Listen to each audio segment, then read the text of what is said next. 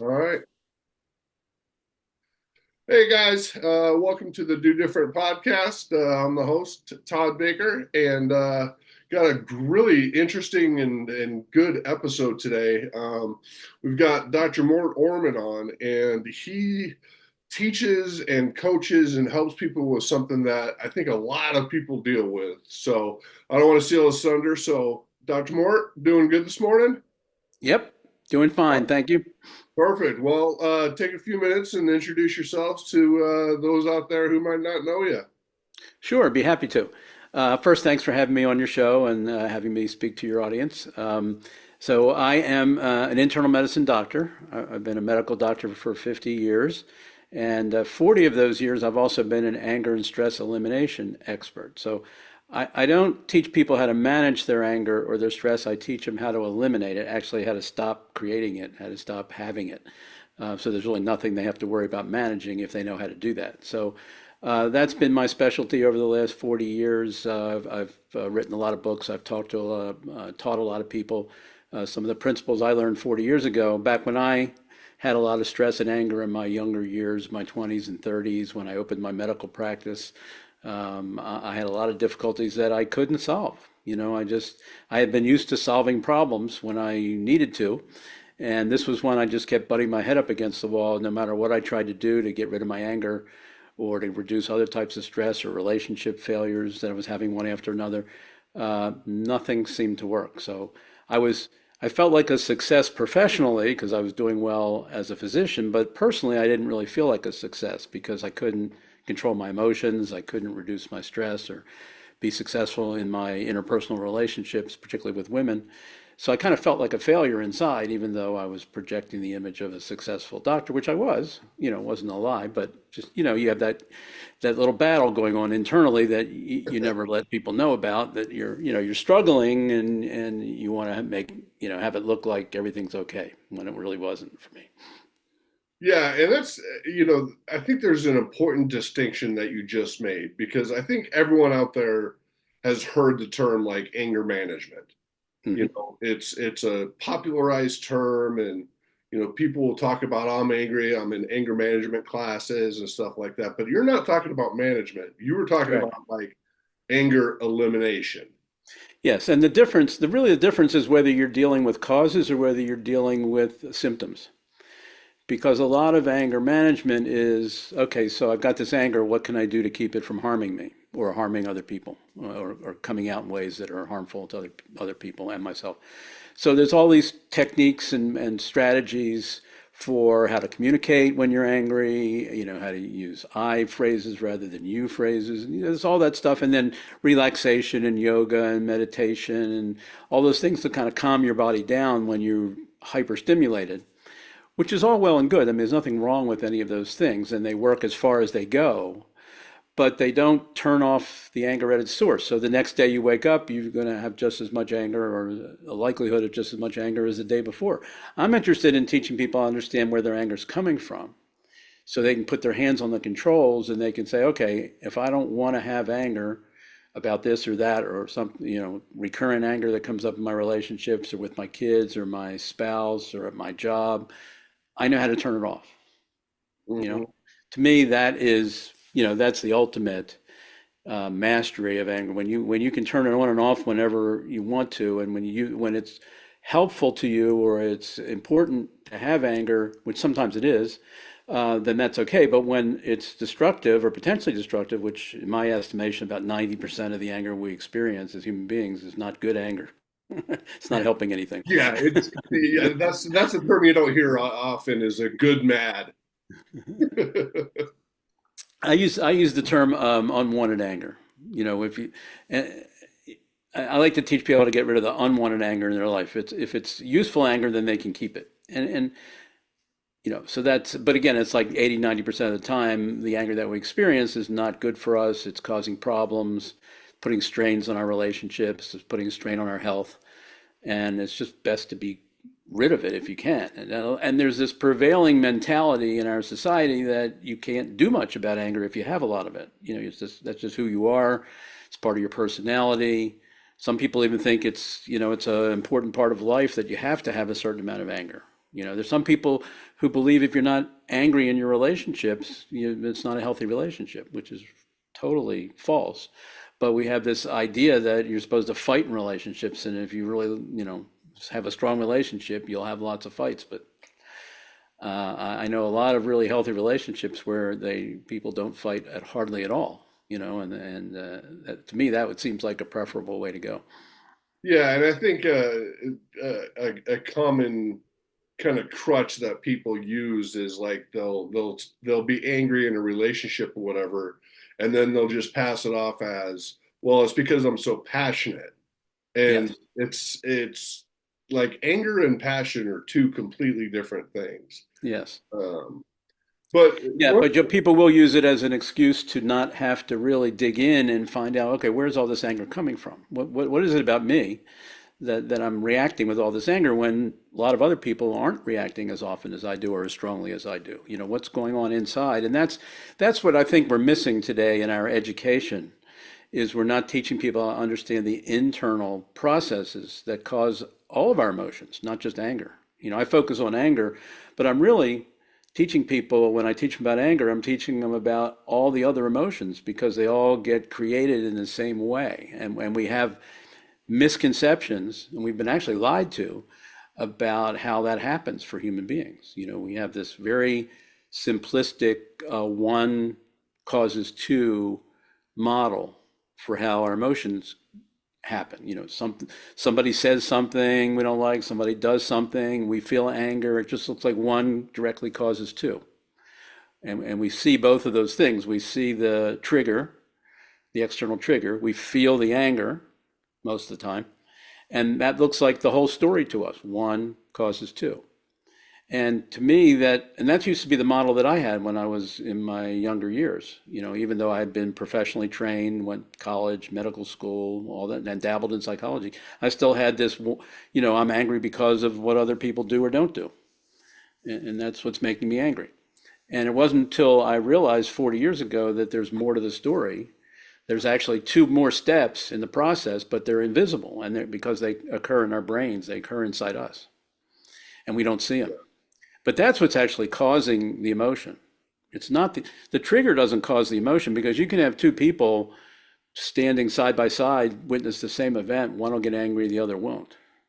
So it can't be the trigger alone. It's got to be what's going on internally in response to that in our brains that's generating the anger. And most people haven't been taught to understand how our brain does that. What is our brain doing when we're angry? I never had that question as a right. young man, but it was like the most important question. Once I answered that question, it was like, oh my God, now I see what I hadn't been able to see before about my anger. Now I can step in and control it when I want to, because now I know what the mechanism is. And it's actually very simple. It's not a complicated, you don't have to be a psychiatrist, psychologist to understand it. I can explain it to you and to your audience very simply and would be something they can use for the rest of their life. Because it's not complicated. It's easy to remember, actually. Yeah, that's simple is typically always the better route. Yes. You don't need a 300-page novel to explain like how stuff works. So, And you don't need a lot of complicated psychobabble theories and explanations, which just makes it almost impossible for you to nail it. Like, I'm angry, here's exactly why. One, two, three, boom, boom, boom. That's what you need. You need, okay, there are these invisible causes. I can't see them, I can't feel them, but my brain's doing it, and it's what's making me angry. I need to know what they are. Okay, here they are. One, two, three. Now I know. yeah, Now, every time I get angry, I know exactly why I'm angry. It's not a mystery anymore. I'm not confused anymore. I know exactly what's going on. And that's the transformation that happened for me 40 years ago. Ever since, I've been using that knowledge to abort my anger anytime it happens for me, or just keep from getting angry in situations where I used to repeatedly get angry. So now that doesn't happen anymore. yeah, So that there's really what we don't understand is that our brains, and maybe some of us do understand, but our brains are always they're filtering mechanisms. Um, Over millions of years of evolution, our brains figured out how to simplify things for us. So there's just so much data coming in to our eyes and our other senses. If you counted the data bits, it's just enormous. It's too much for our brains to process. So long ago, our brains figured out how to simplify stuff and chunk things down and eliminate extraneous things that they didn't need to present to us.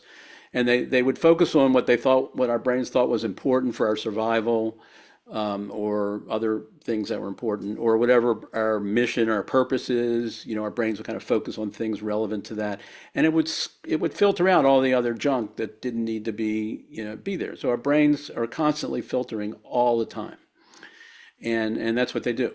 And we all have hundreds and hundreds and hundreds of specific filters, which is how we perceive what happens in the world around us. So, for example, if you were bitten by a dog when you were 3 years old, you may have a dogs are dangerous filter. And every time you see a dog, it's going to be your brain's going to filter, oh my God, you could get bit again. Whereas if you didn't have that experience, and you saw a dog, you might go, oh, what a cute little animal, innocent animal. And you don't have this danger, danger, danger filter. Okay, so we all have filters like that, and all of our emotions come from a couple specific filters that our brain kind of stacks on top of each other. So for anger, it's like three main filters, which is how we view the world in order to get angry. And the first one is we view the world through a filter of somebody did something bad and wrong they shouldn't have done. Okay, so we never get angry when we see somebody doing something we think is good. It's only when we see it as bad or wrong that they shouldn't have done it that we start to get the anger process. And then the second filter is there was some negative impact, some hurt or harm or negative impact to somebody or something from that bad behavior. Okay, so somebody was negatively impacted. It could be us, could be somebody else, or somebody we care about. And then the third filter is that the person who did the bad and wrong thing and created the negative impact was 100% responsible or to blame. I call it unilateral blame. It's very narrow. So it's like we have horse blinders on and we only see what that person did and we don't see any other causes that may have been involved. Okay, so we have those three filters, and anyone listening to this right now, you should write those down on a piece of paper or a sticky note or something. Bad and wrong, negative impact, unilateral blame or 100% blame. When you look at something in life through those three filters, you're going to get the emotion of anger. So for example, if you're working at your computer one day and you just spent a couple hours, you created this great product of work, you're really proud of it, and all of a sudden your computer screen goes blank. And you feel like you can start to get angry. You feel like you want to punch your computer now. Why did you get angry? You got angry because you saw that through these three filters. Your computer started to do something that was bad and wrong that it shouldn't have done. It should not have gone on the fritz like that. Next, you saw that you were negatively impacted. Right? You couldn't continue to work, and you may have lost the valuable work that you created and spent all that time producing good work. And then who was to blame for your computer going on the fritz? It was the computer, 100%. You didn't have anything to do with it. No other outside forces had anything to do with it. It was just the computer. When you look at it that way, then the emotion of anger starts to well up inside of us, and then we do whatever we do when we get angry. But that's what caused it. That's what made it happen in the first place, was looking through those three filters. So that is something, if you write those three filters down and you remember them or reference them anytime you get angry, you will immediately know what your brain is doing to make you angry. It's causing you to view the world in those three very specific ways. And what's really fascinating is a lot of times it turns out one or more of those three filters isn't true. It may have holes in it. Again, remember, filtering is leaving stuff out. So your brain leaves a lot of stuff out. So it's missing important information. It may have distorted something or given you a false read on something, or you made an assumption about something that isn't true, or you used a judgment criteria that it wasn't valid. Whatever it is, there could be something faulty, little slip there, about the filters that you're looking through, and our automatic reaction is to treat them as if they're all true and then respond accordingly, both emotionally and behaviorally. But if you really, now that you know what they are, if you start asking questions, Is this one really true? Is this one really true? Is this one really true? Amazingly, you find out a lot of the times one or more are false. And you wouldn't have noticed that if you hadn't had this awareness and this model of understanding where anger comes from. So you can start questioning your own brain when it's giving you these narratives and giving you these messages. Okay. So let's take And that's really a skill to develop, that you can make your anger go away by doing that. is thinking of it with more of a, I hate to, I mean, and correct me if I'm wrong, but more of a rational thought process than an emotional thought process. Well, your brain is giving you a rational three filters. It's telling you, look at it this way, that's rational. But it turns out it's really not so rational when you really dig into it. It's irrational, and at least one or more of them is irrational in some way or another. So our brain's literally tricking us into thinking that what it's telling us is rational is really not, but it's making us believe that it is, and then we get the emotion because we believed what our brain is telling us. It's really no different than what people are waking up to today, is how the media, no matter what media you listen to, how the media is always lying to us. They're never giving us the whole truth, because they're always filtering it. They're always deciding, first they're deciding what stories to show us in the first place and what not to show us. Okay, that's filtering right there. And then for the stories that they show us, they're spinning them based on whatever their favorite narrative is. So they're never giving us the whole picture. They're giving us the parts of the picture that they want to give us so that we can get the reaction that they want us to have. Okay? So we kind of have woken up recently to the fact that the media is always distorting the actual truth of any story that they're reporting on, or even what they choose to report on. People are waking up to that now. But what they haven't woken up to yet is that our brains do the very same thing. It's like having your own fake news channel or multiple channels in your own head that's just spinning out, fake news all day long. Not always, but in many instances, it's giving us fake news and telling us believe it. It's, we're the media, we're your friend, we're not going to lie to you. But they do. And our brain does the same thing. So our brain is spinning these narratives and giving us these filters and telling us to believe it. And when we do, we get whatever emotion comes from those filters. If you're having anxiety, it's different filters, but similarly, you're believing they're true, and a lot of times they may not be true. Same for guilt, or same for sadness. You get these narratives, your brain gives you these narratives, and you believe that they're true. So one of the greatest life mastery skills you can ever develop is to be able to argue with your own brain when it's feeding you nonsense, which it does quite frequently. Yeah, yeah, I've had some, fairly in-depth and entertaining conversations with my own stuff. Yeah, Yeah, yeah, that's for sure. yeah. Yeah, and where our brain is just receiving stuff that all these other people are putting into it, and all these other sources are putting into it, and there's no guarantee that those sources are accurate, or truthful. Yeah. So, okay, let's do this. Take the computer example that you had before, Uh-huh. and just kind of walk us through, like, just some hypotheticals or whatever, how thinking through that can eliminate being angry about it, like where people might find some holes or some irrational stuff. Okay, well that's it. Okay, we can do that. So the scenario is you've done a lot of great work. You're really happy about it, and your computer goes on the fritz, screen goes blank. You are concerned you're going to lose everything. You can't obviously do any more work. Okay, and you immediately start to get angry, and we know why, because your brain told you to look at that event through the filters of your computer did something bad, wrong, and shouldn't have done. You were hurt and harmed or negatively impacted, and it's totally the computer's fault. Okay? Yep. So let's take the first one. First one is your computer should never malfunction. Is that true? No. It's a machine. True. It's still made by people for the most part. Yeah, and it has components. Things can happen, and it doesn't. It's not guaranteed to function faithfully 100% of the time.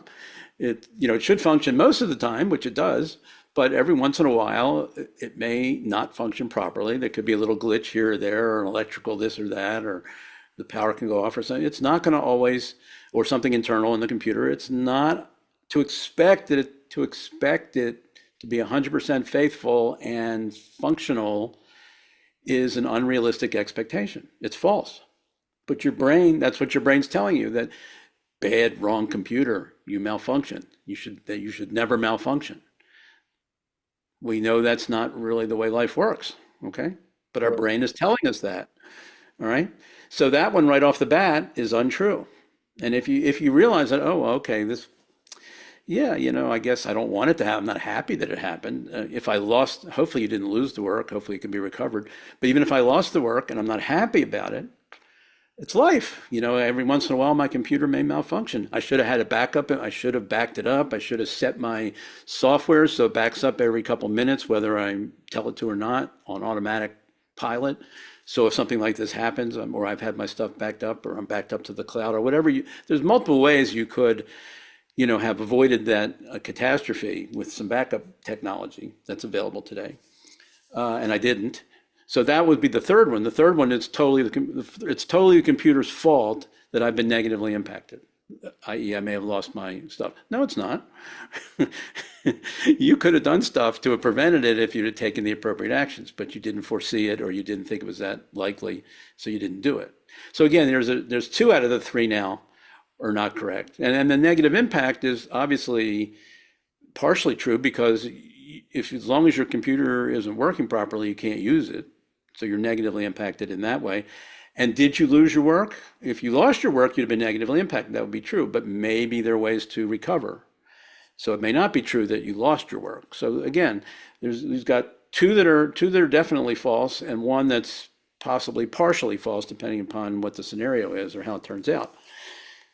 That's just from a simple scenario. But there's lots of ways in life that we get stuck in anger, and we think we're right. We think the way we're looking at things is correct, and they're not. I mean, I can give you an example from my personal life. My wife and I just celebrated our 40th anniversary.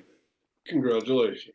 And if you'd have known my track record with anger and relationships in my 20s and 30s, it was 100% failure, one after another after another. Okay? So much so that I almost thought there was no way I was ever going to get married because there was no way I would ever stay married. I would be divorced because that was my pattern. But then I figured out this anger stuff and I figured out some other relationship stuff. And I finally was able to get rid of most of my anger. And then I met my wife. And fortunately, she never had a lot of anger in her life. So consequently, in our relationship, we very rarely fought. We very rarely had any kind of, knockdown, drag out fights or anything. But there was this one situation early in our relationship that popped up. And when it happened a couple times, it was so unusual for us, it really stuck out for me. So I noticed it. And it was weird. It only happened when we went on a car trip somewhere. It's like, that's weird. And even weirder, it would never happen on our ride to our destination. We never fought when we were at our destination. It was only when we were driving home. It's even weirder. So I said to myself, something strange is going on here. Knowing what I know about anger is what would happen is we would be driving home. I would usually be driving. My wife would be in the passenger seat. We'd be on our way home, and she would say something like, "Oh, there's something over here that I'd really like to see. It's only like an hour off of our path. Let's go do that." And I would go like, "No, we're not doing that." With a tone. Right. Always with the tone. Yeah, and it's like a real short, "No, we're not doing that." And then she would go like, "Well, what do you mean, no, we're not doing that?" And I said, "No, we're not doing that." And then it would escalate from there. We would go back and forth, and so I could sense that I was a little angry at her request, and so I was okay. So now I know the three filters. So I have to be judging what she's doing, her request, as being bad and wrong, negatively impacting me or us, and that she's 100% responsible or to blame. Okay. So I started looking, okay, well, let me ask some tough questions about these three things. Okay. Is it true that her wanting to deviate from our path home is bad and wrong? And as soon as I asked the question, I realized, well, technically, It's not really that she's wrong. It's just she has a different preference than I have. Right. You know, in my family, it's what turned out was in my family when we went on car trips together and we went home, we went directly home. We never deviated. We stopped for gas or food or bathroom breaks, but we would never go off of our path. We always went home. Her family was completely opposite. Um, she and her mother and father, when they would go on trips, they would always go off the beaten path to explore different things and see different things on their way home. They would take a, indirect route. So that was her upbringing and that was her preference. And so when she made the request, my brain said she's doing something wrong. She's committing a sin. It's not the way you drive home. But in truth, when I ask myself what's true is they're both legitimate ways to drive home. It's just my preference was to go straight, her preference was to zigzag. And when I saw that, I said, you know what? This is crazy. She's not committing a sin. She's not doing anything wrong. There's nothing for me to be angry about. And from that moment on, once I saw what the source of my anger was and realized how ridiculous it was, that it wasn't true, okay, that my brain was tricking me into believing that was true. At that point, I said, never again. I'm not going to see that as a violation of anything anymore. I'm going to see it as a legitimate request, and it's my job as my wife's husband, to do whatever I can to make her happy. So if she wants to do something that's an hour off the path, yeah, let's go do it. So from that point, it's never been an issue anymore. Whenever she wants to deviate, which she still does, want to deviate from the path, I say, fine, let's go do it. Yeah. And actually, Here's the and actually, route I've had home. and actually, we've had some good experiences from doing it differently than how I would do it, because we've seen some Right. things and done some things that I never would have experienced. So, so that's just an example of how we get caught up in these patterns where we don't know our brain is tricking us. It looks like it's telling us the truth, and it's not. And just like the media never tells us the truth. So we just have to start realizing that our brains are devices that simplify, that cut, that chunk things down, leave lots of important things out in service of our survival and our doing well and getting through life. It's got to eliminate some stuff to make it easier for us to make quick decisions and things like that. But it's really causing us to have stress. It's causing us to have anger. It's causing us to have all kinds of other things that we could do without because we don't understand the mechanism. And this should be taught, what we just talked about today, should be taught in middle school, high school. Certainly, you shouldn't be allowed to graduate college without knowing that this is how human emotions get generated. As you can see, it's not complicated. It's three simple things you have to write down or remember for anger.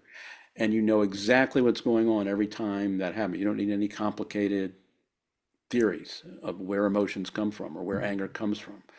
It's all the unmet needs and it's a derivative of other emotions. No, it's your brain telling you to look at things through these three filters.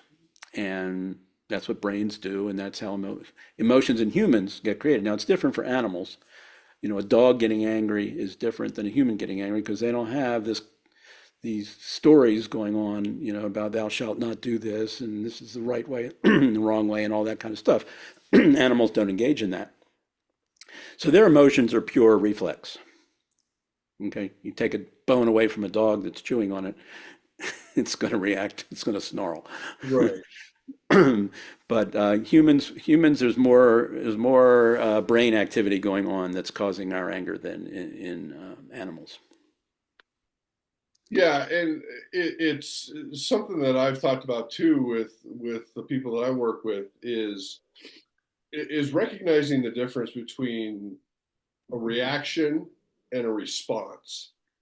Because something happens, and if you immediately say something, do something, whatever, that's a reaction. Whereas if you take a moment, as you're talking about, to think about running it through those filters and then decide, okay, we can do X, Y, and Z, that's a well thought out response. Yeah. And they're completely different. Typically, reactions can get you in trouble, whereas responses, there's thought and intent behind it, which, Yes. like you're talking about, like, oh, it's an hour out of the way, and you like, to your point, you've seen some stuff that Yeah. never would have seen before. Yeah, yeah. Yeah, the only thing I would say about what you said is there's actually two reactions. It's it's reaction, reaction, and then you have the choice with the second reaction is whether you're going to react or respond. Because the first reaction is what happens, the event happens, and your brain gives you the filters. That's a reaction, and the filters give you an emotion. That's another reaction to the filters. And then your behavior flows from the emotion. That's a third reaction. So it's actually trigger, reaction, reaction, reaction, behavior. But then with the behavior, you always have a choice of, and then you can go back and you can look at the whole sequence and go, wait a minute, were all these reactions appropriate? Were they justified? Were they accurate? Were they logical? Did they make sense? And then you Right. can see, oh, maybe they didn't. And okay, now there's no need for me to do this response now because I now see it differently, and it's not worthy of a response, you know? Right. And that's where taking 10, 15 seconds before your response and Yes. taking that time to allow yourself to go through that, like you Yep. said, reaction, reaction, Yes. reaction. If you just take 10 to 15 seconds to think about those things before you do anything, Yep. it's going to end up so much better. Yep. But Um, it doesn't happen. This process we're talking about here, it takes a little while of practicing with it oh, yeah. before you get faster at it, where you can do it fairly quickly. In the beginning, it's kind of like a struggle because you're not used to challenging what your brain is telling, how your brain is telling you to look at things. You're assuming you're going to automatically assume it's correct. So you have to actually do that work. And then you have to do it a bunch of times to kind of get to really convince yourself that your brain is tricking you a lot of the times when you get angry. Just me telling you that, you're not going to believe it. But when you do this for yourself and you start realizing, oh, my brain wanted me to look at it this way, but now I see that it really wasn't that way, and then you correct it, and you do that 20 or 30 times, you're going to realize, hey, what this guy is saying actually happens for me is that my brain is tricking me and I didn't see it. Because the brains are very good at keeping us from realizing how it's tricking us. Right. It kind of hides the process. So it takes a little practice to where you can get to the point where you can kind of quickly realize, okay, I've been snookered. Let me not be snookered now. Let me not let my brain win in this case because it's taking me in a bad direction. And then so I don't need to respond, with what I thought I needed to respond with because it wasn't actually an offense or whatever. It takes a while before that gets to be, kind of a quick realization so that you can inhibit whatever you were going to respond with. But Right. it's very doable. I mean, it's not hard with a little practice, it's very easy to do. Yeah. Yeah. All right, Dr. Moore, we've got about 5 minutes left, so I wanted to ask you kind of one more question, just as a general, and then kind of let you wrap things up. But Okay. do you think, or in your experience, does society in general deal more, and why do they deal more with the symptoms rather than the causes? Well, look, I've been a medical doctor for 50 years. We mostly treat symptoms. Right. The whole system, profession was set up mainly because in most cases we don't really understand the causes. They're very complex. They're multifactorial. They're not, if there are certain conditions that we can pinpoint a specific cause, but like hypertension, high blood pressure, for example, we don't know why. 50% of the population has high blood pressure. We don't know why. They don't have an identifiable cause. We can treat the symptoms. We can put them on blood pressure pills, but we can't fix it by correcting the cause because we don't know what the cause is. Right? And it's like that in a lot of conditions that we treat as doctors. So part of the reason is the causes are either difficult to comprehend or they're, like in the case of emotions, they're invisible. The reason we focus on symptoms is because we can focus on that. Mm-hmm. Unless you know what we're talking about, unless you've had this kind of a conversation with somebody who's figured out what the invisible causes are, you can't see them yourself. So how are you going to deal with them? How is Right. society going to deal with them? Other people, when you get angry, can other people see your internal three filters? They can't see them. Right. you can't see them either unless you know what they are now, and you won't see them either unless you have them written down somewhere where you can remind yourself, oh, this is what they are, because I can't see them. They're in Right. my brain and they're operating in my brain, and so it's very hard to deal with that kind of stuff either at a society level or a professional level or an individual level because it's either invisible and complicated. Yeah. And something you said that is very valid, and people need to understand. It's like if you're true, when you truly embrace I want to eliminate my anger, not just manage it, but eliminate it. Understand those three filters, Hmm. but understand them and practice them and know them so that you don't need a sticky pad, so that That's you right. don't need to reference something. You need to practice because that's the only way that we ingrain things into ourselves is practice, practice, practice. Yep. But you'll be so much better off because every time situations will come up, it almost becomes an automatic for you and you don't have to Yes. think about it. Where is, let's face it, in the beginning, yeah, you're going to have to think about it. You might have to have the sticky note, Yep. but the more and more you do it, it becomes just automatic. Like this happened and immediately you go to 1, 2, 3. Yeah, and that's what happened for me 40 years ago. I first discovered this, the three filters, started practicing with it, just like you said. It became like, eventually it was like training wheels on a bike. You can take the training wheels off and you can ride just fine. It's just right. Okay, I'm angry, boom, boom, boom, 1, 2, 3. Bad, wrong, negative impact, 100% blame. It's Mm-hmm. just right there. And not only it's funny. It's literally like it's literally like having X-ray vision. Like the old Superman stories where Superman had you literally have X-ray vision into not just your own anger, where it comes from, but anytime you see anybody in your life get angry, your kids get angry, your spouse gets angry, your boss gets angry, a stranger on the street gets angry, you know exactly how they're thinking in a generic sense. You don't know specifically what they're thinking, but you know they're looking at something as being bad and wrong, somebody being negatively impacted, and somebody being 100% responsible to blame. And so you know exactly how they're looking at the world in order to get that emotion if they're obviously angry. So literally gives you X-ray vision into the human brain as to how it creates anger, which most people don't have. A lot of health professionals and even mental health professionals don't have this awareness. So they're at a disadvantage when it comes to helping people deal with their emotional problems because they don't really understand what's going on at this level. Yeah. All right, Mort. Dr. Mort, 30 seconds. Just tell people how they can get in touch with you, things to look out for, and we'll get out of here. Sure. The best way is I've got a free download, a PDF download that talks about anger and my approach to dealing with it, eliminating it.